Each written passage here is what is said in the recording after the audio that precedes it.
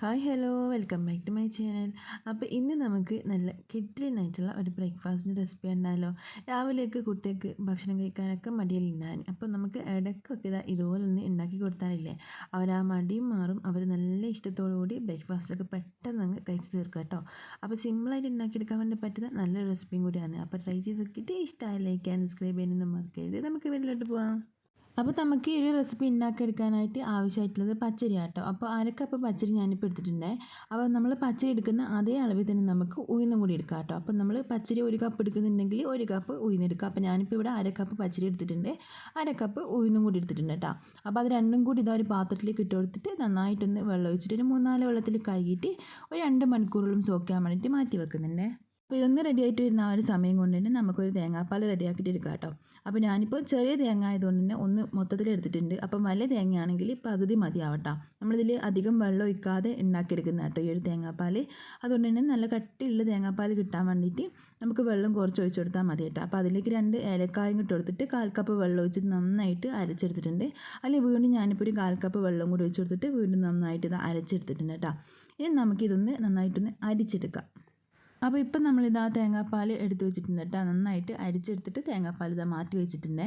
ഇനി നമുക്ക് ആവശ്യമായിട്ടുള്ളത് ഒരു ചിരട്ടയാട്ടോ. നമ്മൾ ഈ തേങ്ങേനെ എടുത്തിട്ടുള്ള ആ ഒരു ചിരട്ടിൻ്റെ ഒരു ഭാഗം ഒന്ന് ഇതുപോലെ ഒന്ന് കത്തി വെച്ചൊന്ന് കുത്തി കൊടുത്താൽ മതി. അപ്പം തന്നെ അത് റൗണ്ടായിട്ട് വന്നോളൂ കേട്ടോ. അല്ലാന്നുണ്ടെങ്കിൽ നമുക്കിത് സ്പൂൺ വെച്ചിട്ടും ഉണ്ടാക്കിയെടുക്കാം. അപ്പോൾ ഞാനത് എങ്ങനെ ചെയ്തെടുക്കാമെന്ന് കാണിച്ചു കേട്ടോ. അപ്പോൾ ഇതുപോലെ ചിരട്ടയിൽ ഒഴിച്ച് കഴിഞ്ഞാൽ നമുക്കിത് പെട്ടെന്ന് അങ്ങ് ഉണ്ടാക്കിയെടുക്കാൻ വേണ്ടി പറ്റും. അതുകൊണ്ട് ചിരട്ട റെഡിയാക്കിയിട്ട് വെച്ചിട്ടുണ്ട് കേട്ടോ. ഇനി നമ്മളിത് ആ ഒരു സമയം കൊണ്ട് നമ്മൾ ഉഴുന്നും പച്ചരിയൊക്കെ നന്നായിട്ട് കുതിർന്ന് വന്നിട്ടുണ്ട്. ഇനി വെള്ളമൊക്കെ കളഞ്ഞിട്ട് ഒരു മിക്സിയുടെ ജാറിലേക്ക് മാറ്റി കൊടുത്തിട്ട് നന്നായിട്ട് അരച്ചെടുക്കാം കേട്ടോ. അപ്പോൾ ഒരു മിക്സിയുടെ ജാറിലേക്ക് നമ്മൾ നന്നായിട്ട് വെള്ളമൊന്നും ഒഴിച്ചെടുക്കാൻ പാടില്ല. ഒരു 1/4 കപ്പ് വെള്ളം മാത്രം മതിയാവട്ടോ. 1/4 കപ്പ് വെള്ളം ഒഴിച്ചിട്ട് നന്നായിട്ട് ഫൈനായിട്ട് തന്നെ അരച്ചെടുത്തിട്ട് നമുക്കിതൊരു പാത്രത്തിലേക്ക് മാറ്റി കൊടുക്കാം. അപ്പോൾ നമ്മൾ ഇതിലേക്ക് ഒരു 1/4 കപ്പ് വെള്ളം ഒഴിച്ചിട്ടുണ്ട്. നന്നായിട്ട് അരച്ചെടുത്ത് ഈ ഒരു മാവ് നമ്മളിതാ ഒരു പാത്രത്തിലേക്ക് മാറ്റി കൊടുക്കുന്നുണ്ട്. ഇനി നമ്മൾ ഈ ഒരു മാവിന് ആവശ്യമായിട്ടുള്ള ഉപ്പ് ഇതിലേക്ക് ഈ ഒരു സമയത്ത് തന്നെ ചേർത്ത് കൊടുക്കാം. ഒരു 1/4 ടീസ്പൂൺ ഉപ്പും കൂടി നമുക്ക് ഇതിലേക്ക് ചേർത്ത് കൊടുക്കാം. എന്നിട്ട് നന്നായിട്ട് മിക്സ് ആക്കി എടുക്കാം കേട്ടോ. ഉപ്പ് ചേർത്തിട്ട് നന്നായിട്ട് മിക്സ് ആക്കി എടുക്കുക. അതിനുശേഷം നമുക്ക് വേണമെന്നുണ്ടെങ്കിൽ നമ്മളിത് ഒരു മണിക്കൂറൊക്കെ റെസ്റ്റ് ചെയ്യാനുള്ള ടൈം നമുക്ക് ഉണ്ടെന്നുണ്ടെങ്കിൽ ബേക്കിംഗ് സോഡ ചേർത്ത് കൊടുക്കേണ്ടില്ല കേട്ടോ. അപ്പോൾ നമ്മൾ പെട്ടെന്ന് തന്നെ ഉണ്ടാക്കിയെടുക്കുന്നതാണെങ്കിൽ നമുക്കൊരു പിഞ്ച് ബേക്കിംഗ് സോഡയും കൂടി ഇതിലേക്ക് ചേർത്ത് കൊടുക്കാം. അപ്പോൾ അത് നിർബന്ധമില്ല, ഓപ്ഷനിലാണ്. നിങ്ങൾക്ക് വേണമെങ്കിൽ മാത്രം ചേർത്ത് കൊടുത്താൽ മതി. നമ്മളൊരു കുറച്ച് സമയം റെസ്റ്റിനൊക്കെ വെക്കുന്നതാണെങ്കിൽ ഈ ബേക്കിംഗ് സോഡൻ്റെ ആവശ്യം അവിടെ ഇല്ല കേട്ടോ. അപ്പോൾ അതും കൂടി ചേർത്തിട്ട് നന്നായിട്ട് ഇതാ മിക്സാക്കി എടുക്കുന്നുണ്ട്. ഇനി നമ്മൾ നേരത്തെ റെഡിയാക്കി വെച്ചിട്ടുള്ള ഈ ഒരു ചിരട്ടിൻ്റെ ആ ഒരു അടിഭാഗത്ത് ഒന്ന് ഇതുപോലെ ഇങ്ങനെ ഒരു വെള്ളം വെച്ചിട്ടൊന്ന് അടച്ചു കൊടുക്കുക. എന്നിട്ട് നമ്മൾ ഈ മാവിതായി ഇതുപോലെ ഇങ്ങനെ ഇതിലേക്ക് കോരി ഒഴിച്ചെടുക്കാം കേട്ടോ. ഇനി ചിരട്ട തന്നെ വേണമെന്നില്ല, നമുക്ക് സ്പൂൺ വെച്ചിട്ടും ചെറിയ ചെറിയ ബോൾസ് ആക്കിയിട്ട് ഉണ്ടാക്കിയെടുക്കാൻ വേണ്ടി പറ്റും. അല്ലാന്നുണ്ടെങ്കിൽ നമ്മളെ പാലിൻ്റെയും ഓയിലിനൊക്കെ കവറില്ലേ, അതിലും വേണമെന്നുണ്ടെങ്കിൽ കുറച്ച് വലിയ ഓട്ടയാക്കിയിട്ട് നമുക്ക് ഇതുപോലെ ഇങ്ങനെ ഉണ്ടാക്കിയെടുക്കാൻ വേണ്ടി പറ്റും കേട്ടോ. ഇതുപോലെ ഇങ്ങനെ നന്നായിട്ടൊന്ന് ഒഴിച്ചു കൊടുക്കുക. എന്നിട്ട് വിരൽ വെച്ചിട്ടൊന്ന് അടച്ചു കൊടുക്കുക. എന്നിട്ട് നമുക്ക് വീണ്ടും ഇതുപോലെ ഇങ്ങനെ ഒഴിച്ചു കൊടുത്തുകൊണ്ട് നിൽക്കാം കേട്ടോ. അപ്പോൾ ഇത് നമ്മൾ ആദ്യം ഒഴിക്കുന്ന സമയത്ത് ഫുൾ ഫ്ലെയിമിൽ വെക്കരുത്. എണ്ണ നന്നായിട്ട് ചൂടിന് ശേഷം ലോ ഫ്ലെയിമിലേക്ക് മാറ്റി കൊടുക്കുക.